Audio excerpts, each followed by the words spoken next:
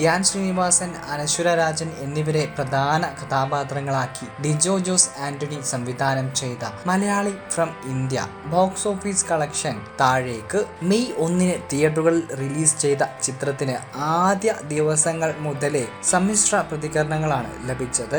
എന്നാൽ ആഗോള ബോക്സ് ഓഫീസിൽ ആദ്യം പിടിച്ചു നിൽക്കാൻ സിനിമയ്ക്ക് ആയെങ്കിലും 9 ദിവസങ്ങൾ പിന്നിടുമ്പോഴത്തെ കാഴ്ച വ്യത്യസ്തമാണ്.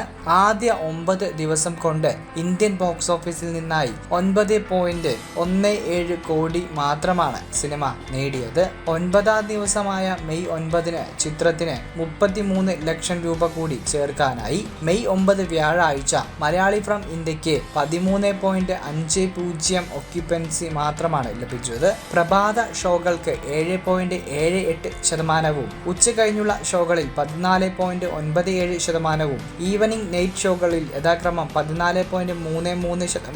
16.92% ഒക്യുപ്പൻസി നേടാൻ ചിത്രത്തിനായി. ഇന്ന് പുതിയ സിനിമകൾ കൂടി റിലീസാകുന്നതോടെ മലയാളി ഫ്രം ഇന്ത്യക്ക് പിടിച്ചു നിൽക്കാനാകുമോ എന്നത് കണ്ടറിയണം.